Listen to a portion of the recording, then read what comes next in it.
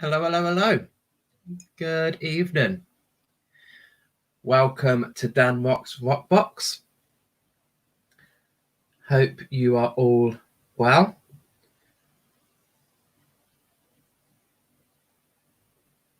Nice to see people here. What a beautiful day.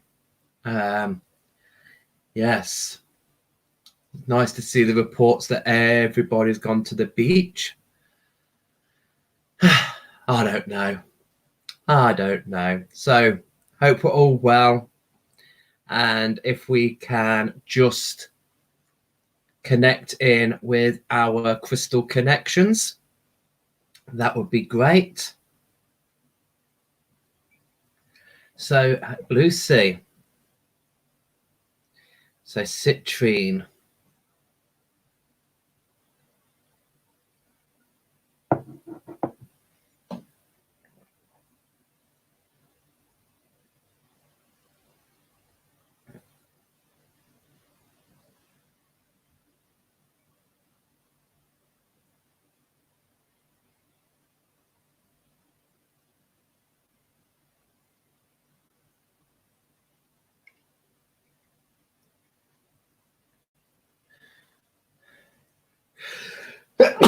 Excuse me. Oh, sorry. Oh, okay. Beautiful there, Lucy. So you connected again with your citrine and you had the sunlight there. But you was the young girl. But you was in a room that wasn't familiar. So an elderly room. And you would say that this was in the 1940s. So a farmhouse. Okay, and then you got the yellow field there. So although this wasn't a familiar setting for you, and there was something a little bit unfamiliar, you still had that positivity of the citrine going through there and the yellow field, so drawing in on that bright, positive energy. So beautiful. I think there was more to that connection, but feel free to message us a little bit more with that.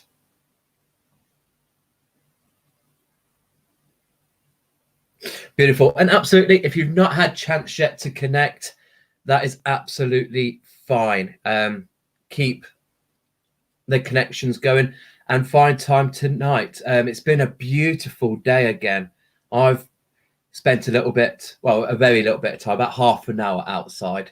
Tomorrow I will be going longer. I will go out there longer. Oh, your bottles arrived. Oh, good. And were they the right size for you?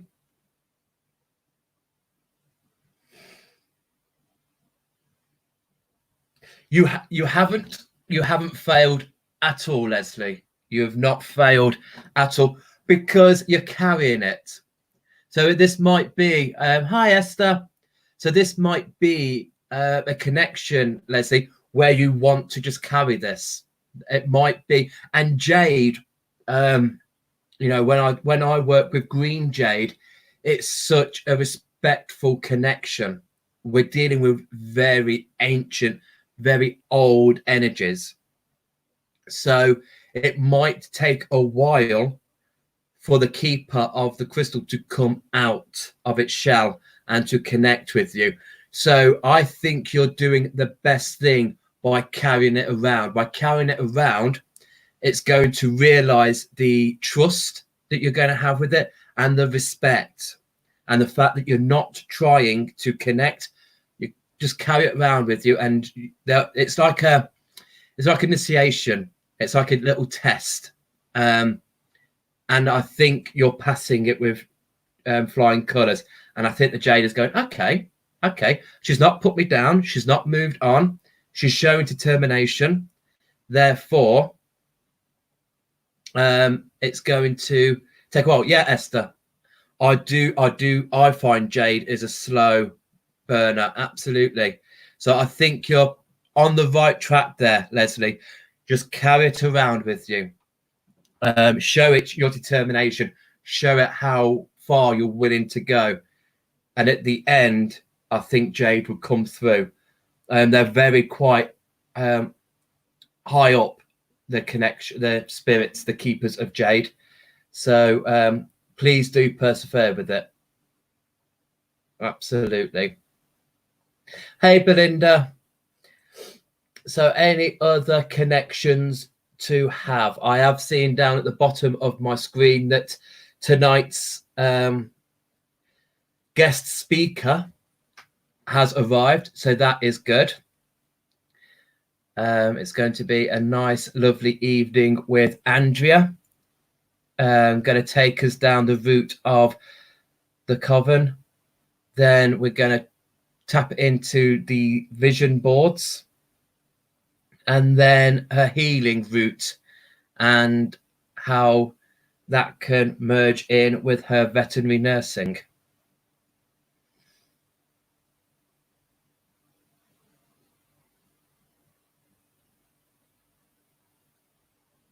Good. Absolutely brilliant, Lucy.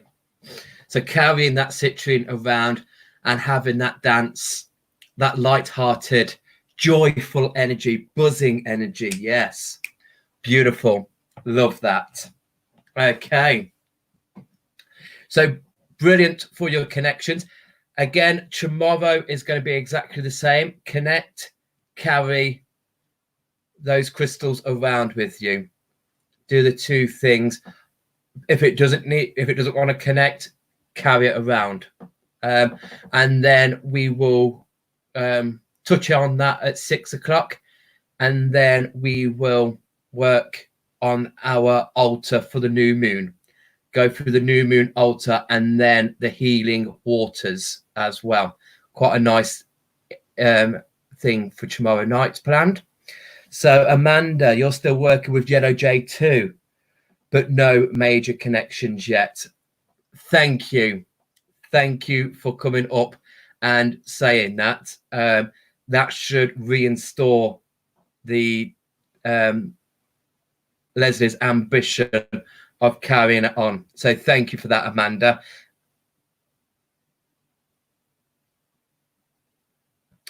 And Carolyn, you spent the day in the garden with your serpentine, so connected to the reptile energy and felt really accomplished for whatever reason, but happy and balanced and safe.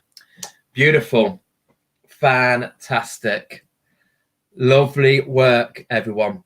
Absolutely brilliant. I have all the parcels from the last market. They've all been posted today.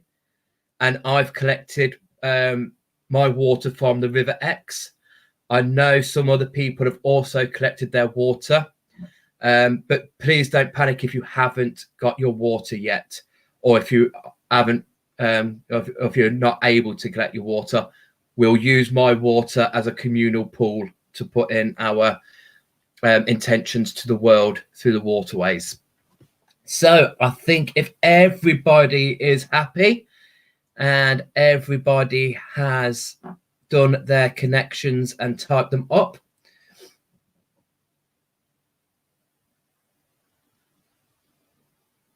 yes, and I think some of us have seen your white jade skull on your live feeds, Esther. And so lucky that you've got her name. But that is Jade. Jade's not going to gossip. It's not going to they don't have a loose mouth. If Jade is going to tell you something, it's worth listening to. It's not going to be random or anything like that. So absolutely. So yeah, and also Esther, she is Moon Kestrel's Nest, and Friday you're doing card readings and yantras, talking about yantras again, I think, over on Moon Kestrel's page, and then Sunday she's doing her drumming meditation again. So beautiful.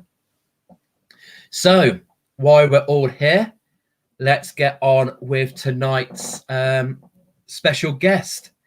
So she is an amazing member of our family, of the ROX family. It's always a pleasure to talk to this lady.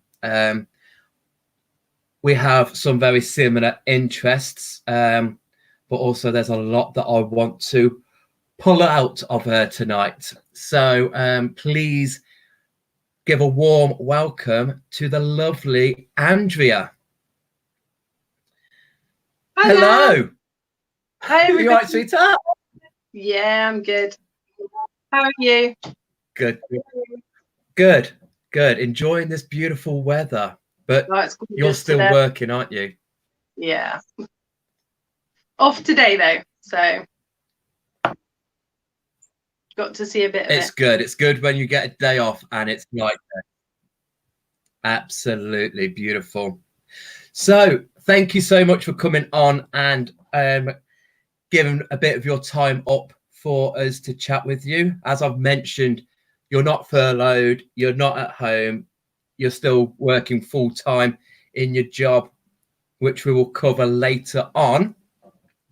But one of the reasons I'm intrigued with you, and I don't think we've really had a big discussion about it in depth, but it is about your work in a coven.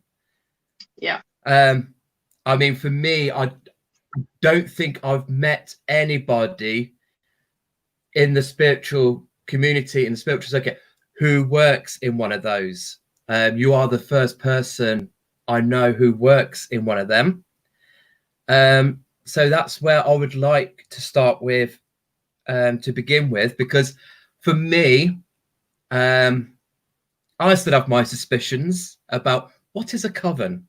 For me, I envision a big cauldron with ladies all around, popping a load of ingredients into this bubbling cauldron, spell casting, that kind of thing. And also, I think there might be little roots of, for some people, when you mention that word, they might get that dark side of witchcraft, which I know, knowing you, it's not about. So what is a coven? Okay, well, in its very basic nature, a coven is just a group of like-minded people who get together on a really regular basis to follow the cycle of the year, to work with the moon. And while we do magic, and yes, we have a fond love of cauldrons, we are basically spiritually developing. It's a spiritual development group at its very basis. It obviously is cloaked in a lot more mystery and a lot more secrecy. It is an initiatory tradition. So what goes on in a coven kind of stays in a coven. And certainly when I first started, it was very much that case. Now, the internet has changed that quite a lot.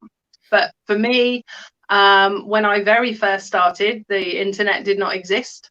And so life was quite a lot different then with regards to how much information you could get from anywhere, where you sourced people who were of a similar interest. And, if I go all the way back to the beginning, as a child, I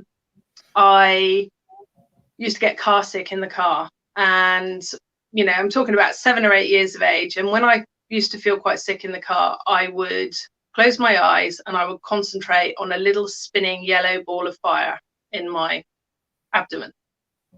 I had no idea what that was. As far as I was concerned, that was just a weird thing that I did. Nobody else ever seemed to do it. Nobody else ever talked about that. I didn't know I was meditating. I didn't know I was activating my solar plexus chakra.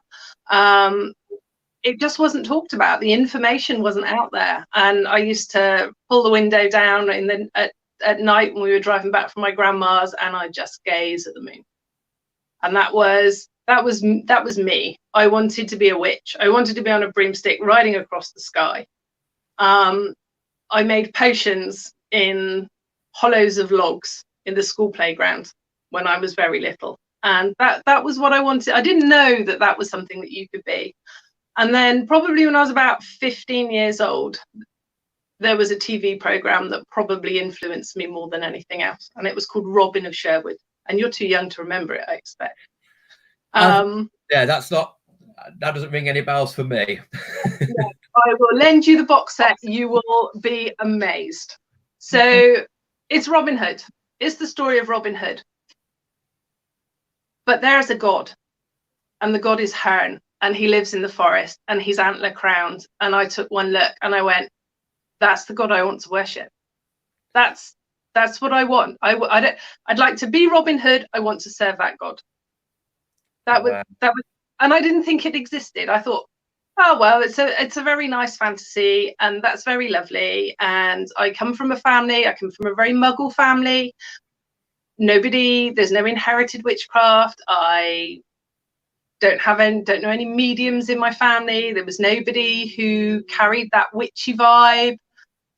As far as I was just the odd one who just wanted to be in the forest and worship this god.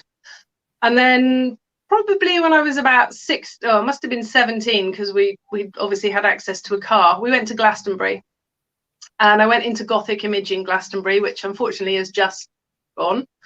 And I picked up a book, and it said Wicca. And I flipped through this book, and I was like, hang on a minute, that's me. You can worship this god, and there's goddesses. Oh my God, this is me. This is exactly what I want to do. And it came home to me at that point. And when I was 18, then there was nowhere to go. There was nowhere to find any information. Glastonbury was kind of about it. They were far in advance of the game. You could buy Prediction in Smith's, which was an astrology magazine, and at the back of the magazine was an advert for the Pagan Federation. And I was like, okay, that's what I want to be. I'm pagan. That's definitely, it ticks all my boxes. I'll apply to that. And they held moots locally in Exeter, and I went along to a moot above Evolution, when Evolution was at the bottom of the hill. Okay, yeah. And now the okay. And then all of a sudden, there were like-minded people. There were people who thought the same as me, and people who were interested in the same things that I was interested in. And I got some names of some books, and if you rummaged around in the basement hard enough of Waterstones, you could find 2. So I bought a book, and I started, and I, got to know like-minded people at the moots, and that was where I found my first coven. And I didn't look back, and that's been my path since. When you join the coven, you traditionally work for a year and a day before you're initiated. And you a bit like hand fasting. Sorry? So that's a bit like hand fasting. A little bit, which is like a year and a day. But it's kind of your apprenticeship, and that's the point where you find whether or not a coven will suit you, whether you suit the coven. You do all your learning, you get set homework, you work hard to learn everything that you need to learn. And at that point, hopefully, typical of one set of homework we got set would be to make the Celtic tree oracle, the Ogham sticks. But not content to make us go out and search down every tree to get a stick to carve to make our Ogham. She made us do it. Our high priestess made us do it in winter, when there was not a leaf on the tree. Oh, so you had a high priestess. So the leader of a coven is a high priest and a high priestess. That's just the titles that are used. And yeah, the boss of the coven sets homework for the trainees, and off you go, and you hand in your homework, and you work really hard, and you hope that you will fit in.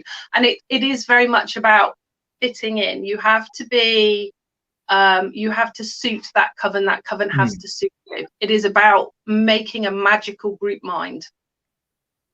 Yeah. So I mean, it's something I would have loved to have stumbled across, because I think, you know, when I started dabbling, again, internet was not out there. And even when it was, we weren't that well off to have computers and all that sort of stuff. So, yeah, I kind of worked very much as a solitary witch, but I would love to have been in a, well, I mean, I suppose I still could be part of a coven, but yeah, I mean, was there a mixed group? Was there males and females? there were. Nice. Yeah, so it was a mixed group that I joined at the time. And yeah, we had sort of a few boys coming through, and you know, it was a training coven, so you know, you had people coming up through the ranks and passing through. And that's quite different from the group that I'm in now, in the fact that we aren't a training group per se, so it has a very different feel, and we're able to explore things a lot more. But you haven't got the newbies coming in haltering your advancement. Yeah, we do. You know, group. Yeah, we're an established group. We work very closely together. And yeah, we follow the seasons. We follow the SBATs, which are the moons. So the full moon, we celebrate on the full moon. We do the 8 main Sabbats of the year. So I think they've been talked about on other, I think Naomi covered them. So we're starting at Samhain, starting at Halloween. We go into the solstices. So you have the winter solstice, then you have Imbolc, and then the spring solstice. So Star or something. They have to have a number of different names, and of course Beltane, which we've just had, which is my favorite. Yeah, always my favorite. I love Beltane, and the next one, which is summer solstice. Summer solstice is fine. Me and the elements have quite a close working thing. So I've caught on fire one midsummer. You was the Wicker Man. Yeah, the broomstick behind me was starting to smolder and flame quite amazingly as I was a goddess. I've been on the beach working with the sea and had the sea completely change its tide. It should have been going out, but it came in and it lapped at the back of my feet. So yeah, but Beltane for me, I love Beltane. Beltane's been the hardest part of lockdown for me. Not going to Padstow, not going to Glastonbury for the dragons. That's been the hardest part for me this time. Everything else hasn't really bothered me, but like not being there is like because Padstow, that's the Obios. Yeah, I've been there a couple of times. When I lived in Newquay, we went to celebrate the Obios, and one comes from one place. I reckon we went to, was it Bridal Place? Yeah, where the horses meet and fight. That's it. Yes. Yeah, that's yes. I love Holly is a Beltane baby, so Holly arrived the year after I went under the Os. No, because that I was just about to say, because the Os has a kind of a skirty, a skirt thing, and it says that if you're caught under that, you will be blessed with a child. Holly is my Beltane baby. Oh wow! Yeah, and also another member of our group also has a child born a week or so apart that was also from under the Os from a previous year. So we just can do the skirt. Yeah, be careful of the Oscar skirt. And I just have amazing memories of spending Beltane down there, and then you know, maybe doing ritual up on the cliffs afterwards. And beautiful. I love this time of year. I was born this time of year, so it holds a very special place in my heart. There is a colour that the leaves of the trees go for my birthday, but they're never that colour at any other point in the year. No, that very lovely magical. limey beltane green. Beautiful. So yeah, so I mean, obviously you found the Coven outside of the internet. We've gone through the internet era, and at the moment we are with lockdown. You've not been able to see your group, your Coven, I suppose, but have you been in touch? Have you managed, are you doing stuff on any of the platforms? We're mostly doing stuff on the astral plane. So Okay. So we have a spot astrally that we can all meet at. So we've tended to do our work there, or with doing joint meditations, that kind of thing. Yeah, it's difficult to not see them when you see them so regularly normally. So it is definitely harder at the moment than it would be normally. And I can't. We had grand plans for lots of witches' days out this year, which are now all currently on hold. So like everyone on the spiritual network, we had so much. This was going to perhaps be our first summer of exploring Dartmoor, for when, you know, because Adam would have passed his driving, and we would have gone off on an adventure up to Dartmoor and really explore those places. But that's been on hold. But so how long was you with your first? Because you've been with only 2 covens. Yeah, so I was with my first coven right up until really just after Holly was born. So up until about how old is she now? 14. So up until she was about sort of 13 years ago. So I was with that group a long time. And then I had a number of women, picked totally the wrong man, and life got quite difficult for quite a long period of time, and I didn't realize how much of an abusive relationship I was in, and I wasn't able to continue with that group. But I never lost my spiritual connection. I never lost my spirituality, even though I wasn't able to be in a coven, be in a group. I never lost that love of the gods. I never lost that need to connect, and the need to be in the sacred places. But that didn't last for very long. So even though it was difficult, I did join up with another group sort of within a couple of years, which, you know, despite any attempts to stop that, I wouldn't. So we made it work around quite a lot of difficulties. So yeah, and the group is small, and we're very eclectic, because we're all very experienced.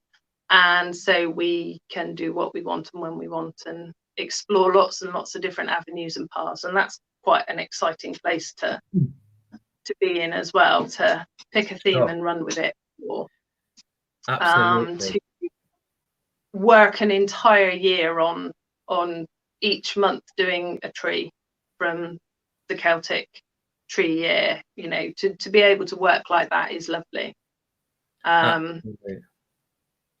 And then, you know, we all have our own things that we do on top of that or outside of that, and we all bring different things to the mix. So, you know, I bring my crystals and my vision board, and the dragons arrived, and so now everybody has to play with dragons. So so, you know, and actually when I was thinking about sort of, you know, what we would talk about and things, and I was thinking that I've always loved dragons.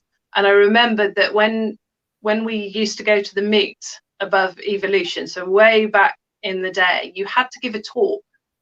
So every week somebody had to give a talk. So I did 2 talks in my stint there. I did one on the origin of sacred place names, and like Nemeton and all that kind of thing, which I must have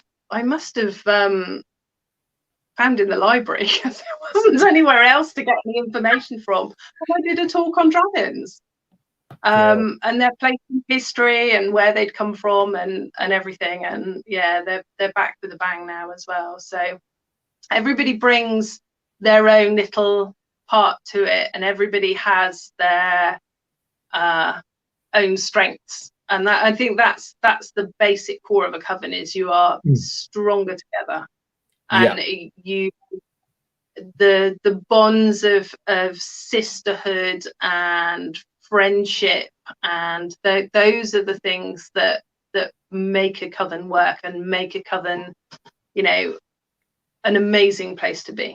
Yeah, and obviously, and you're going to have that support. You've got, you know, you said about your sisterhood, you're watching out for each other, you know, because if there's a weak link in that coven, it affects you all. You know, you need to be equal, you need to be right, and you need to be in good energy for the magic to work, for the group to participate, and to let out what it is you're working on. So it is really important, and it is so nice. I'm gonna have to go out and search a coven that is recruiting and hiring. I feel like I need, you know. So is it a weekly meet that you do? Usually at least monthly or a couple of times a month, like traditionally. So you traditionally you would meet on the full moon, and then the Sabbats as well. But then, you know, if somebody needs to do something else, or you want to, we flip it around a bit. Sometimes we might want to work at the dark of the moon.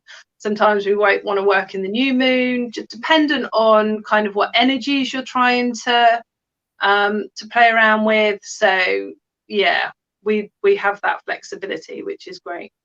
That is amazing.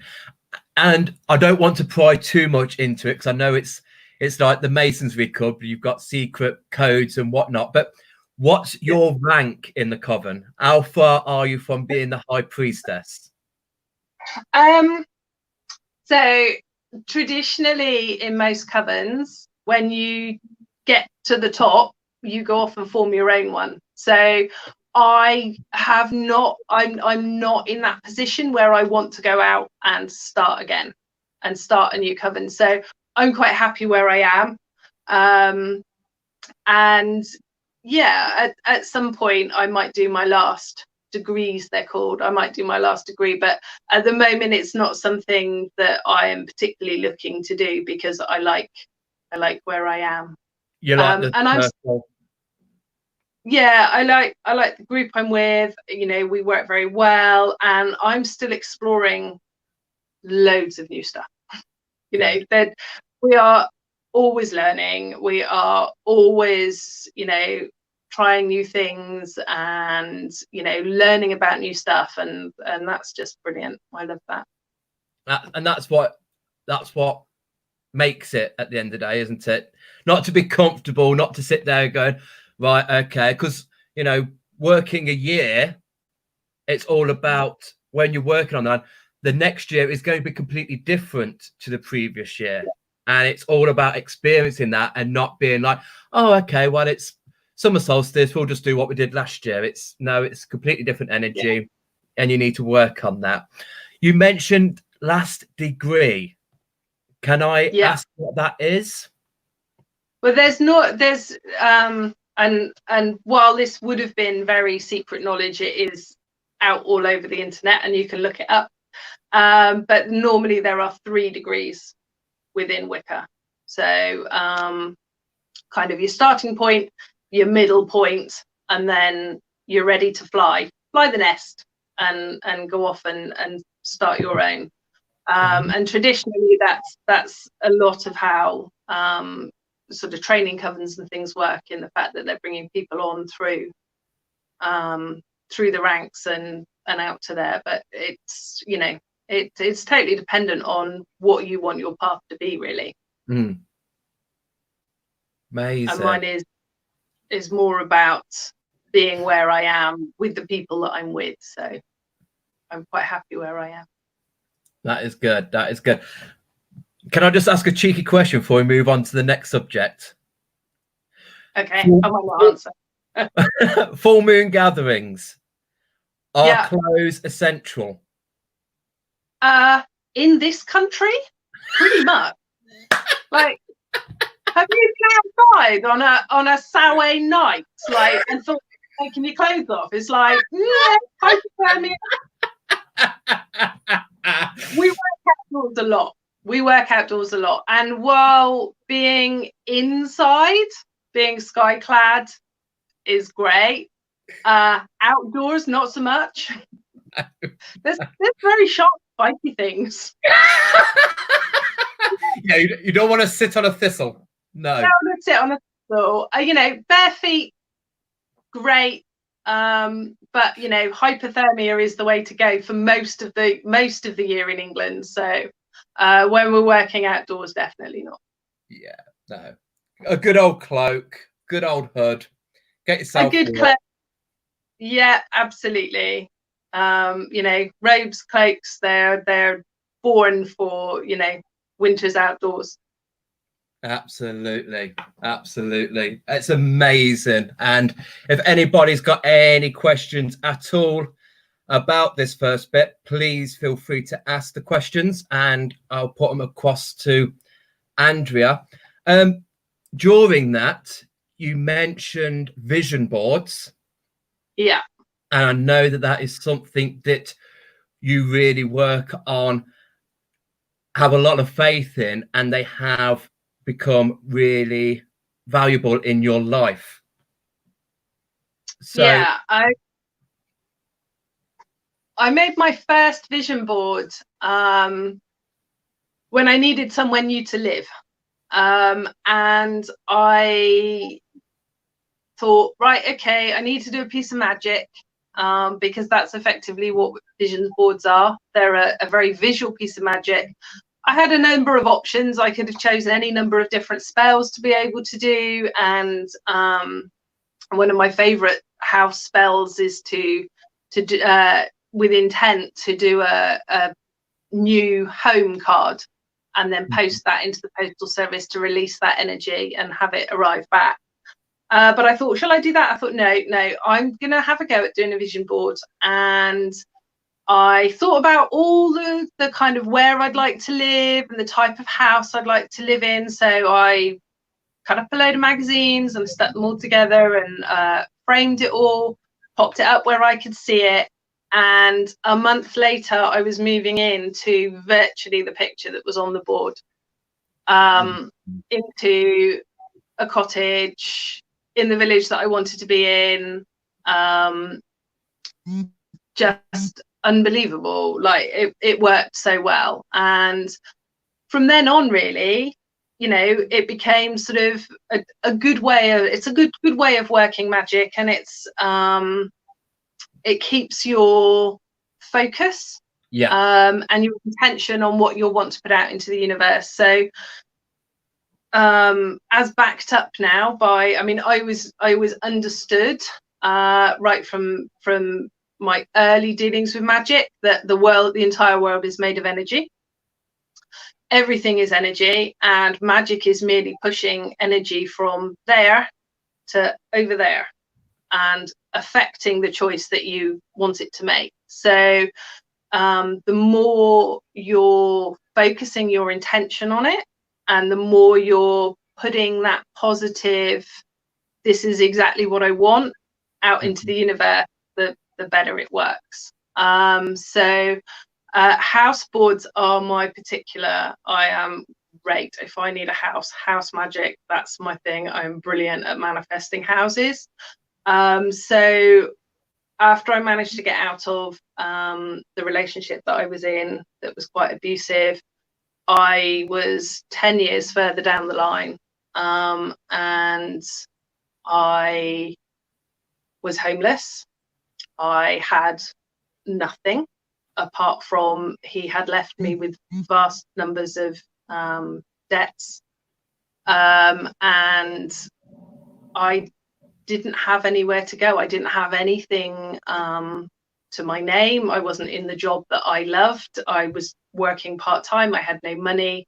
I had to go home to my mum with my daughter and start all over again, from a not a great point as well. So I was like, right, okay, this is no good. I want my life back on track.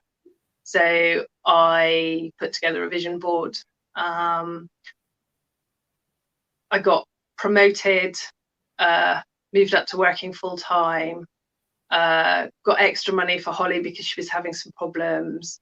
And within 6 months of having moved in and having put this board together, I was living back 3 doors down from my original cottage in the village, back where I wanted to be. Now, at this point, I'm going to, the landlords, which are the National Trust, and saying, hey, I have no credit score whatsoever. My ex-husband, I have no idea what he has done in my name, and but give me a house. So they did, and I really wanted this one house, and they said, you've got a choice of these other 2, and I went, but I want that one. That's a witch's cottage. It needs a witch in it, and the people dropped out, and I got that one. And this is it, the power of vision boards. Putting it in, and like you said, it is about getting those ideas from magazines, from anywhere, those pictures, put them on a board, visualize them, focus on them, put your intent into that, and the universe works in amazing ways. It does indeed. And my most recent boards, another house board, I came up with this grand scheme that, never being able to get onto the property ladder, maybe it would be a really good idea if my partner and I went in with my mum and we were going to buy a house. This is 6 years, 5-6 years later, come through horrific court cases, everything else, and in the middle of it, I'm like, I think we should buy a house. We've got enough money. I think we should buy a house. And we get a small step on the ladder, and my mum gets someone to look after her as she gets older. But I think we should just buy a house. So I did a board, and I don't know if I can. If I press flip, ask Adam, if I press flip on the bottom of this screen, will it turn it to my other camera? Yes. Decisions. Okay, so let's see if we can get to this board. Brilliant. I want to see a board. Okay, so this is a huge board. You can see it's the same size as my radiator. And if I can scan in on things, so there is my family. Here is pictures of the type of house we want, and then it goes all the way through what style of house we want. Our kitchen, although it looks incredibly similar to this one, Holly's bedroom was that color. Everything on this board is there to say, this is what we want to do. I now have that bell tent. The fire pit and the barbecue and things will come later in the year. So that was quite a big board, and I did all the magic for it. And the next day I went onto what's it called, Rightmove, and I took one look at this house, and I rang my mum and went, can you book an appointment with the estate agent, because I found out a house. And she went, what? I was like, well, no, because I want to be first to view it, because that's our house. And she went, well, we'll go and see it, but it's not our house. And I went, no, you don't understand, it's our house. So we went to see it, and we put an offer in. And the guy said, no, I want to see if anybody else wants to put an offer in. It's like, well, we put an offer in at full money. And he went, well, no, I think so. And like everybody kicked off. And then a week later, he was like, okay, you can have it. Brilliant. So yeah, what can I say? House magic. It works. I love it. Do you do boards for friends? I never have done, but you know, I'm sure I've helped people with them, certainly. This sounds like something we could come to a terms and agreement on. Yeah. I feel like you could, you know, I've always wanted Kirsty to come round from location. But I think you're my Kirsty. I need you at the moment for this house of ours. Okay, well, once lockdown's over, I'll come over and we'll fix it. This sounds good. This sounds brilliant. Yeah. My request is, all I want is a place for chickens, a place for a goat, and place for rabbits. That's my request. Oh, and a nice large kitchen so I can make lotions and potions. That's all I want. Adam will deliver the rest, but for me, it's about goats, chickens, and ducks and animals. Yeah, that's fine. We can sort that. That's not a problem. Yeah. So then once we got this house and we'd moved in and we started building and putting an extension on everything else for my mum, and I'm sat there thinking, this isn't my path. I don't like the job that I'm doing, and what am I going to do? So I trained originally as a veterinary nurse, and that was my absolute passion. But I didn't think I could go back to it. And after I'd had Holly on calls, nights, weekends, so I put up a lot of big barriers, a lot of blocks, because it hurt. Not doing it hurt too much. But you know, there I am now, sort of 13 years later, and contemplating, you know, what can I do? You know, I've done my Reiki practitioner, come to the conclusion that, you know, not overly keen on humans. So, and I certainly don't want to do, you know, lots of poking and prodding of them is probably not really for me. And I was doing an online course, and I'm in one of the study groups, and there was a girl on there, she was doing a tarot course, and she said, I need to practice, so you know, anybody want to be a volunteer? And I said, yeah, go on then, do guinea pig me. I need a career change. You know, I'm fed up with what I'm doing, and you know, do the cards for me. And she said, well, what are your options really? I said, well, I can carry on with what I'm doing. I can go and be a healer. I can go self-employed. That terrifies me. I can go and do that. I can do healing. I could go and do something with animals, or, you know, and I just threw it out there, and I just said, I used to be a veterinary nurse, but, you know, it was a long time ago. And she just came back and she went, why are you not a veterinary nurse? That's your life path. And I went, and I sat back and I went, yeah, it is. But even the thought of that really, really hurts. That hurts. And it's been 13 years. I can't possibly go back into practice after 13 years. I mean, who in their right mind attempts to go back after that length of time? And I sat with it. I do. So I sat with it and I thought, realistically, how am I going to achieve this? How am I going to get back into a career when there's a million other veterinary nurses? Why is anybody going to want to employ me? How am I going to go? Well, what are you going to do? You're going to do a board. So I made a list, because magic only works for those that get off their arse and do everything. So it's no good doing magic to win the lottery if you never buy a ticket. So I sat down and I worked out some courses that I could do to just so I looked like I was showing willing. And I made this board. Let's just flip that camera again.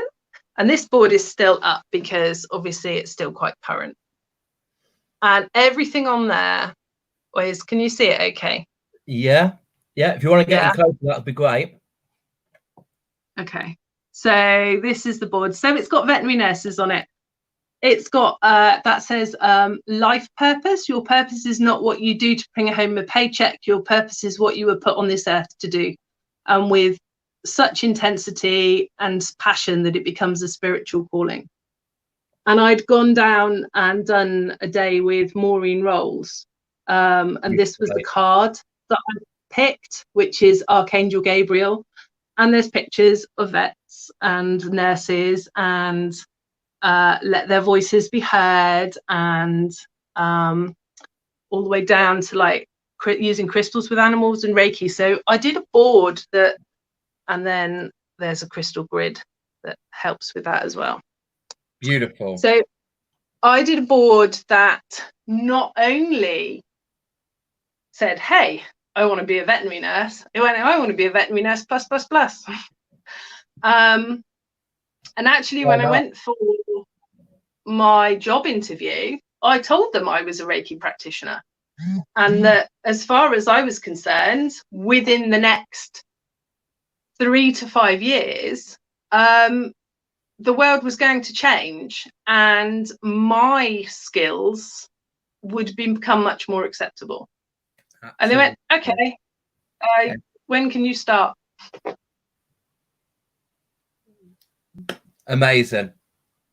So yeah, so I have just got in the last month my re-registration, because I had to do a whole period of supervised practice, and yeah, so I am back full-time nursing and I still love it. And hopefully, yeah, and hopefully as I progress through, and I'm a bit back to being a student again with catching up on all my skills, and then starting to look at ways that I can integrate more of my healing into that. I'm going to use I think of it as stealth Reiki. I use my stealth Reiki every day because like nobody knows what I'm doing. But you know, but for calming down freaked out animals, it's great. It's going to be an amazing place to do that, to bring that on board. And that's what I wanted. I could have gone down the path of going, okay, I'm going to do Reiki, I'm going to specialize in animals, and you know, I'll add in my crystal healing to that, and I'll add in my sound therapy to that, and that will be fantastic. Yeah. I know that that's not where I'm supposed to be, or it's definitely not where I'm supposed to be right now. Where I'm supposed to be now is changing attitudes and opinions, and showing that actually this works. Yeah. So that's kind of where I am currently. So still using vision boards, still changing my life radically, and I love it. Yeah. So the vision boards, you can use it for your home, you can use it for career, love. You can for anything. I did one. I thought, right, okay, I was seeing a guy at the time. Things weren't perfect, but you know, he said all the right things, and so I was like, right, okay, I really want like my family. I want my family as, you know, this is what I want it to be. And I did a board up, and he was gone within 2 weeks. I was like, because you got to make room for the one that needs to come. Absolutely. So, you know, you have to be a little bit careful with strong magic, and vision boards are quite strong magic because they really tell the universe on a 24-hour, 7-day-a-week basis, this is what I want. You always get what you need. You don't necessarily always get what you think you need. So you do have to be a little bit careful about what you put on your board, because it will move things quite quickly sometimes if you're not ready for some big changes. But if you want to shake your life up, if you want to change the way that you change your lifestyle, or change your job, change house, anything like that, it's fantastic, and it works. It works brilliantly. I'm definitely giving it a go. Absolutely. Get the Blue Peter style going. Cut up those pictures. Sounds like it's the best place to start from. And so at the moment, you are in a pretty good place. You've gone back to your love of veterinary nursing, but Yeah. also going down that route of, giving people an option of holistic therapy and Yeah. informing them that there is more out there than just the standard veterinary practice. Yeah, I mean, my hope is that sort of within the next I've got to get my feet back into the full veterinary world first, but once I feel that my nursing skills are right back up to date, in starting to integrate some of that into general practice, certainly. And the science backs it up now. The science backs up energy healing and crystal healing and Reiki and sound therapy, and all these things can have a scientific basis on them, which is where I'll win the bet over. Over the last couple of years, you're seeing it in the NHS, you're seeing it in hospitals.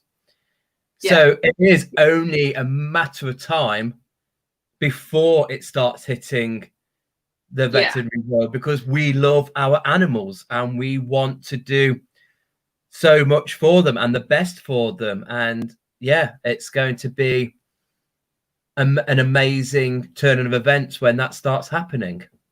I think it will. You'll just get a better rounded care. I think that's it's you need to treat all aspects. It's great you can come in and they've got a cut leg and we can stitch them back together again and we can give them antibiotics, but actually if that dog is really stressed at home from something else, then that wound won't heal as well. No. So you need to encompass the whole of that animal's care and in order for that animal to be as fit and healthy and happy as it can be. Absolutely, because you can only do so much in the practice, but majority of the recovery comes from the home life, the atmosphere, the attitude, the energy of that home life. So it is down to that gives it the better recovery rate and the speediness of that recovery. Yeah. That is amazing. Just got a couple of questions here for you, Andrea. So Anne Paulette, are there any advantages to working solo as opposed to joining a coven, or to move forward, is it a good idea to join a coven? Okay, so there are advantages to both. I would say that you are better to be working alone than being in the wrong coven that doesn't suit you and you suit it. That you gain the support when you've got a coven. You gain new ideas and different ways of working and different ways of doing things, and company. Working solo all the time can be quite lonely if you don't know lots of like-minded people. But you don't need to join a coven in order to fulfill your own personal spirituality. It's a nice add-on, and Wicca is a very it's quite formalized in sort of how a coven works and things. So it's great to be in a coven. It's not the be all and end all, and sometimes working solo is better for you. There's a large commitment to working with a coven. It is not a case of you can turn up every couple of months, or you have to be there for all the meetings that you can be. And so from that point of view, it's down to personal preference, really. But you can't beat the support of a coven. It's lovely. Yeah, because what you're in at the moment, it sounds like it's a real group involvement. It sounds like you all can have a little say. Whereas for me, my concept of a Coven was, you know, what the high priest or priestess said goes, and you're just a little bit like a sheep and you're just following that lead. Yeah, but Wicca is about being the priest or being the priestess. So it's teaching you to take control of your own spirituality and your own spiritual development. That's one of the reasons why a lot of people are drawn to Wicca, because it gives you that empowerment. Yeah. So while you do what your high priest or high priestess tells you to do, there's a reason that they're sort of, generally they're just there as, because somebody's got to take charge, you know. But somebody has to make sure that, you know, a date's set, that you turn up on time, there's enough candles, you know, there's food and wine, and you know, the practicality. It's more about the practicalities of running a group, as much as, you know, I'm the leader and, you know, everything I say goes. That somebody's got to be in charge, or, you know, you've got no candles. Yeah, nothing happens. You're all met at different times, and absolutely. Yeah, somebody's got to organise it. Yeah, there's got to be. Yeah, it does make sense. Absolute. And I think there was one about vision boards with Ange.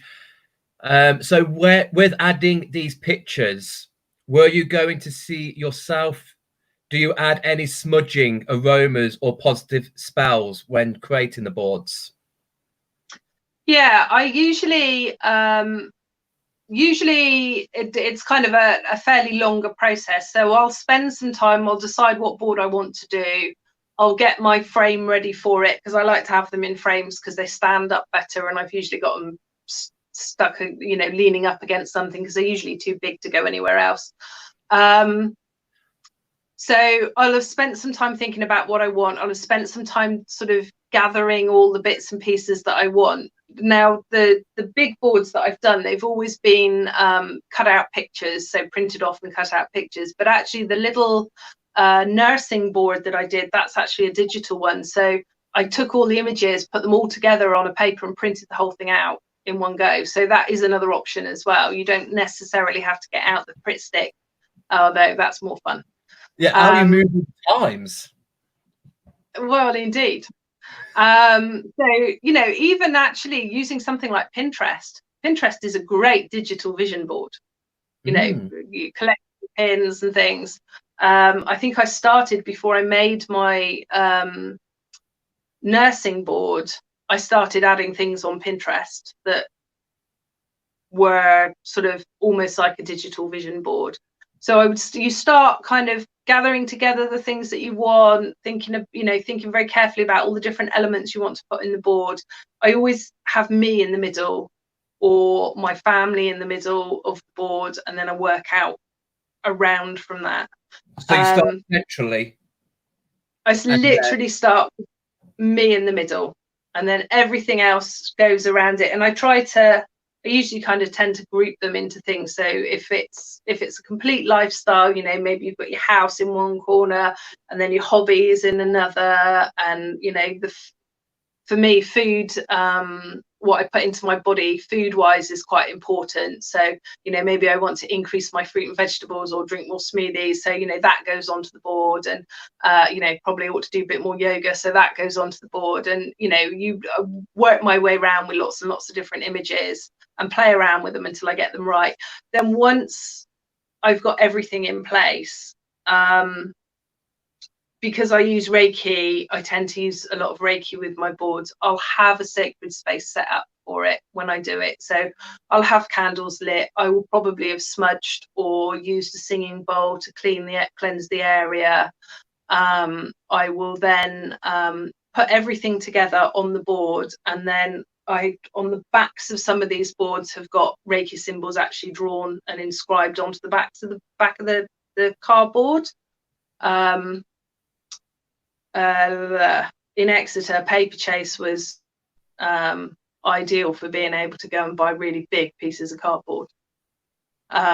not at the moment, obviously, because they're on lockdown, but being able to get, you know, a really huge piece of cardboard and then just to constantly fill it. And then I would, all the time that I'm doing the board, I'm focusing my intention on sending that out into the universe.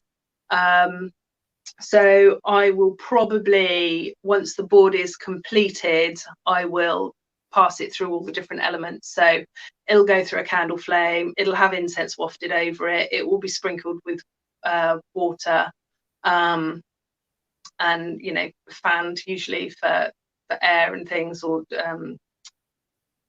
where have we got to? Sprinkled with something for earth. So yeah, so I will usually work all the elements into it as well, and then, you know, you set it free. So it's like, this is my intention, go universe, and then I put the board somewhere where I can see it every single day, and don't let it get dusty. It get dusty really quickly. Got boards like that, is you just make sure that you're cleaning it and taking care of it, and you know, that you're looking at it every day, and you know, what you put on that board is how you want your life to be, what you want to bring into it. So make sure there's nothing on the board that you don't want, because that's a really surefire way to bring it in. And yeah, so, you know, I've used boards that, you know, I've got boards that have got, you know, a roll of cash on them, you know, or a purse with, you know, coins in it, you know, to make sure that there's enough money to pay the bills. You know, what have I got board wise? Which is nice, because you're asking just for enough income to make ends meet. You're not asking for surplus amounts of money. It's just, can I have money to turn to the next month? Yeah, basically. So, you know, between the vision boards and crystal gridding, which I do quite a lot for intent as well, they're, you know, they all work on very similar basis. You know, you're using either a crystal's energy or a picture's energy or a color's energy to take your thoughts out into the universe. So, you know, on top of like the grid that I have with my Reiki picture is a personal grid of how I want me to be, that ties in with the Reiki one. You know, I have a puppy board at the moment, a puppy grid, or puppy grid rather than a board, that is guiding our new puppy to us, so that the right puppy arrives with our family. So yeah, it's all about using the tools you've got around you, and vision boards are great with it. You know, you don't necessarily need to have a huge amount of kind of magical knowledge to be able to get a vision board to work really well. And if people are working alongside moon energy, would you say a new moon would be better to place a vision board on the altar, or full moon, or does it not really? My preference would probably be new moon. But full moon would be fine. But I would say new moon, because your new moon is dreams. It's your plan. It's what are you taking forward into this lunar cycle. But yeah, I mean, you can put it on. You can work on it from new moon to full moon. Put it on your altar at full moon to release it to go. They're not. Yeah, start at new moon and then pop it onto your altar at full moon would be perfect. Good. That sounds good. Absolutely. Carolyn Biggs, she had something with her horse. Animals pick up the energy 100%. My horse has one vet that can do his teeth no problem. When they sent out another vet, it's just chaos. And she shouted at me that next time my horse needs to be sedated. Next time I demanded the other vet and everything was fine again. Animals pick up everything. Thank you that you look after them that can't speak for themselves. So yes, beautiful. Just illustrating about how it's nice to care, how it's nice to listen, and for you guys out there, and especially at the moment, I mean, you know, it's a massive thank you to you guys. Yeah, we go out on a Thursday night and we clap for the key workers, and it's a long list of them. But there's the veterinary gang. You know, you are still out there and you are still operating and helping our animals get back to recovery and get back to their chirpy selves. So yeah, thank you. And most of the vets are on skeleton crew at the moment as well. Our team is split in half, and we're working 2 days on, 2 days off on extended shifts. So that if half the team go, you know, only half the team go down. If we go down with the virus, you know, we don't have any contact with the other team physically at all. So yeah, so we can be extremely busy with emergencies and things, as well as sort of trying to do although we're not doing the day-to-day stuff with only half the staff, it is a lot trickier. It's gotta be, but it sounds like you're in a good place because there are people around there who are similar minded to you. Yeah, they don't seem to think that I'm a complete nutcase, so that's a good start. Absolutely. Oh, although we all think differently, but no, we don't really. Yeah. We love you. Is there any more questions for this amazing lady, whether it's to do with the Coven, vision boards, or in her veterinary work? So, Ange, you've got a little bit confused. What energy is the full moon? I thought especially supermoons are very powerful. I am aware we had our last supermoon this year already. Do you want to delve into a bit of the moons? Yeah, so the moon cycle runs from the new moon. The new moon is dream time. It's planning. It's the time to write your plans for the next lunar month. It's, you know, it's the point where the moon is we don't see the moon in the sky. So on the new moon is we can't see her at all. And that is beginnings. So if you think sort of everything runs on the cycle, then the new moon is beginnings. Then the first quarter is kind of reflecting a little bit about, you know, what am I doing to manifest the things that I thought about at the new moon? Where am I going with this? How's it going? Little bit of reflection. Maybe I need to pull my finger out and do a bit more work on that. And then you're moving into the full moon. At the full moon, it's all about, well, hey, we're here. Let's give thanks for what we've got. Let's do. It's a culmination. The full moon is the culmination of the kind of everything that you've worked towards, and from this point onwards, the moon is going to start to wane again. As you then move into kind of the last quarter before we get back to the full moon, that is more about kind of reflection and looking inward and self-care. It is the perfect time. The last quarter is the perfect time to release anything that's no longer serving you.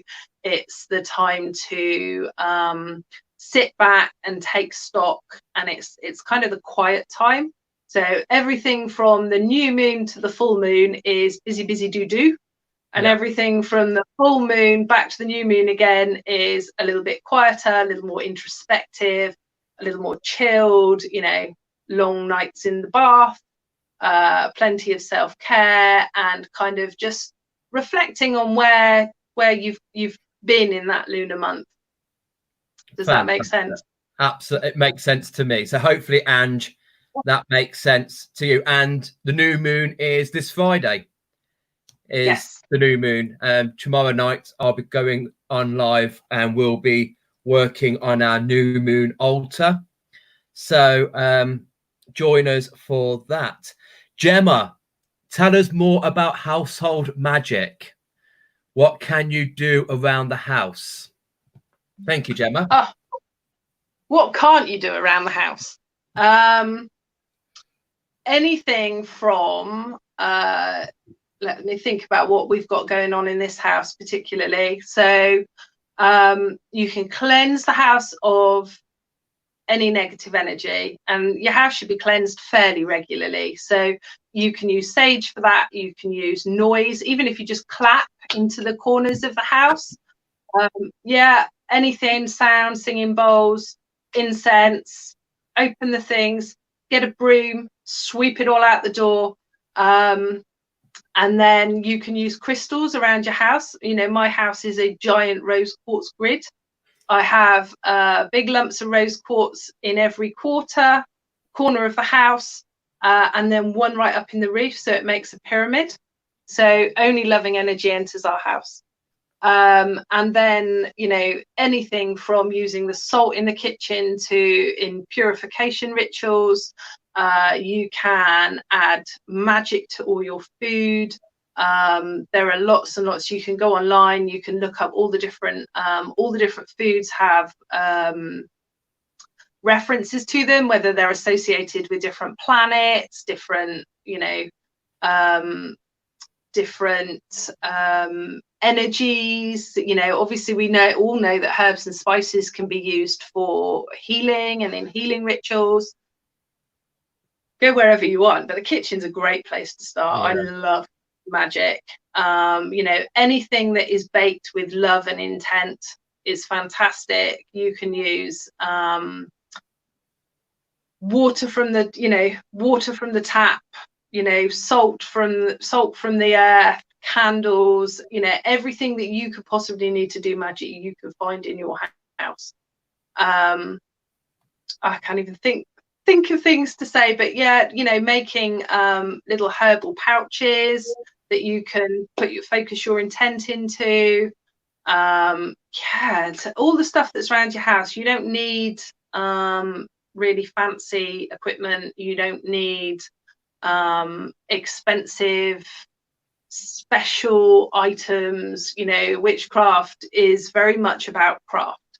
You know, it is. I'm what I like to call a spit and sawdust witch, because, you know, I will take everything that's around me, and if it's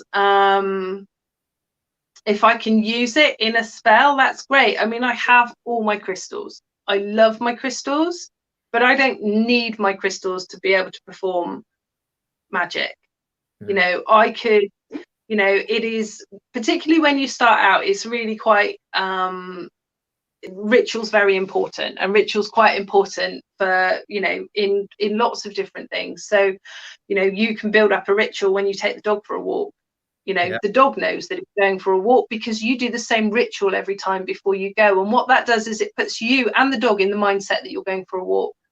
And ritual for magic is very similar. So when you cast a circle and you call the quarters and you light the incense and you get all the things together that you need in order to work that piece of magic, and it's on the full moon, and you know, you've got a blue candle for healing, and you've pulled all those influences in, you are focusing and training your mind to it.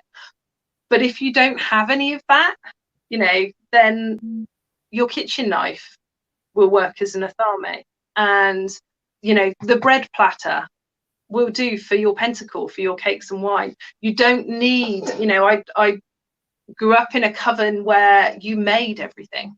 Generally, you weren't expected to go out and buy stuff, you just made it. So, you know, your kitchen witchcraft, your everything that you can make of your household magic is all there. It's just there for the use of, and all you need is your intention and, you know, your will, and you can make anything. That's amazing.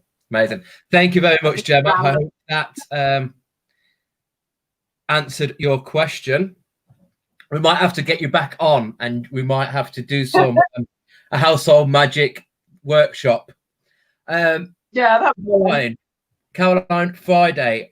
Affirmations, are they as powerful as a vision board? They're great to use with a vision board. I'd say they would gel well. Yeah, affirmations are great, but again, it's not as 24/7 as a vision board. When your vision board is up and you are looking at it all the time, I mean, affirmations would work brilliantly with it. So you stand in front of your board to do your affirmations the same way as you would normally do them in front of a mirror. Excellent. You know, all the energy that you put into that board will just keep that magic working stronger and stronger. So affirmations are fantastic. And they're great as part of something else, but on their own, they probably don't work quite as well, just because once you've said them, I think they work very well internally. I'm not sure they work quite so well externally. I agree with that. I think so. Okay. Anthony Hamilton, if you find a coven, but it doesn't feel like the right one, how would you seek others? Would the coven perhaps help put you in contact with others, or is it entirely part of your own journey? That's down to individual covens. Certainly, I think if you're just not a good fit with them, they may well know somebody who you would gel with better. It just a lot depends on kind of who's around.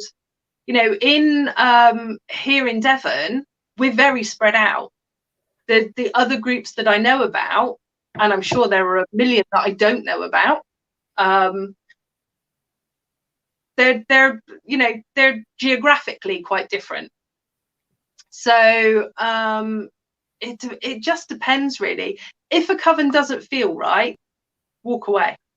That would be the biggest bit of advice that I would give. If it doesn't feel right, and that doesn't necessarily mean that there's anything wrong with that coven, it's just that your energy doesn't gel with them.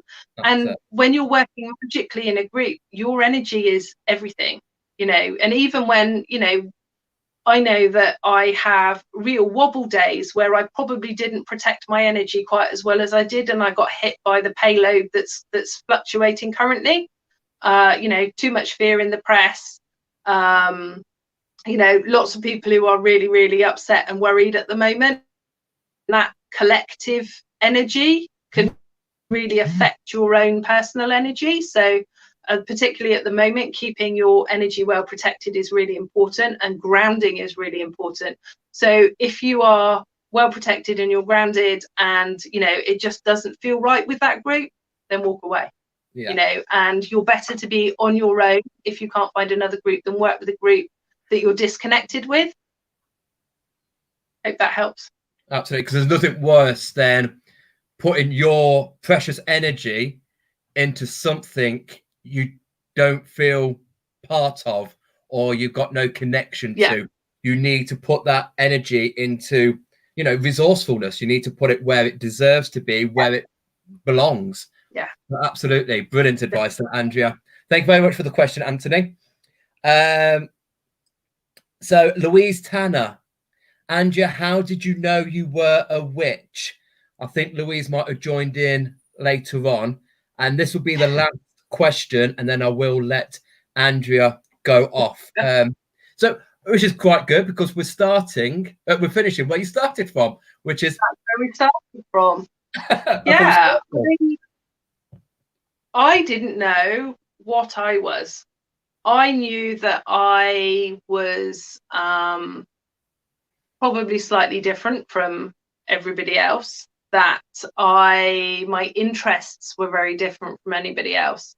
And I have experiences now that I can look back on in my childhood and say, okay, well, yeah, there was always something there. So having come from a very normal family where we did normal things, and there was no magic or witches or anything else in my lineage, I had invisible friends as a child. My mum will tell you that I had a best friend that she couldn't see, that I talked to really regularly. When I got slightly older, I had a dog companion with me that was there as a I just assumed it was my imagination, but looking back on it, I know that it probably wasn't. It was probably the first of my spirit guides. And yeah, as I got older and started, you know, Robin of Sherwood was just, I will bring you the box set because it will blow your mind. I just knew that I wanted to worship Herne, and even now, Herne and Cnunnos give me an antlered, horned god of the woods every day of the week. Like, that is, you know, that is my thing. And, you know, the gods and the goddesses that I've always worked with have always been worked very closely with the land and with animals. And yeah, I went to Glastonbury and I found a book and I went, oh, that's what I am. And that was kind of how I found out I was a witch. But I guess, yeah, I'd always sought something that I didn't quite know what it was, that it did. I didn't think it existed. So it was quite quite enlightening to find that there were other people who believed the same that I did. Absolutely. And here you are. So here I am. Absolute. And what an amazing evening. I hope you guys enjoyed that. Thank you so much, Andrea. An absolute pleasure chatting to you, but it's so nice to have you in a circle we call friends. It's so nice to have your energy mingle with ours. It's beautiful, and I'm looking forward to coming out of this lockdown, getting to see your rabbits, getting into Sherwood, and going on some adventures around Dartmoor and other. I can't wait. I've got some amazing places to show you. I've just, you know, we've always worked outdoors, and you know how we have very strong ties to the land. So I have got some amazing places to take you. We've got you your tour guide hat and everything. You are going to be brilliant. Absolutely, I cannot wait. So I'm going to let you go. So enjoy your evening. Thank you so much. I will just wrap up chatting to the guys who have come on here. So thank you so much. There is a lot of comments saying thank you and what an amazing discussion. People have loved it. Thank you so much, Andrea. Speak to you soon, sweetheart. Thanks, Dan. Bye. Cheers, gal. Thank you very much. Oh, brilliant. I absolutely love Andrea. I have all the time in the world for her, and a loving daughter, Holly, who is growing up to be quite an amazing artist. Definitely one to watch out there. She is doing some amazing drawings at the moment. So thank you all for joining us for tonight. As I said during that, tomorrow night we're doing our live feed of the altar. So it's the new moon on Friday, but we've got our live market on the Friday. So tomorrow we're going to be doing the new moon altar, which some of us have already set up an altar, and we're just going to be moving bits around, bringing in other energies and taking away energies that have done their job. Live market on the Friday, and on Saturday night we've got another special guest night, which is the lovely Anne and Georgie from Aroma Wizards. So they're going to be coming on talking about aromatherapy, essential oils, carrier oils, and mainly the safety net of using these safely around our home and on us. So thank you all so much. I'm glad that you guys enjoyed it. I do like Andrea. She comes round sometimes, just a quick visit to pick up some crystals.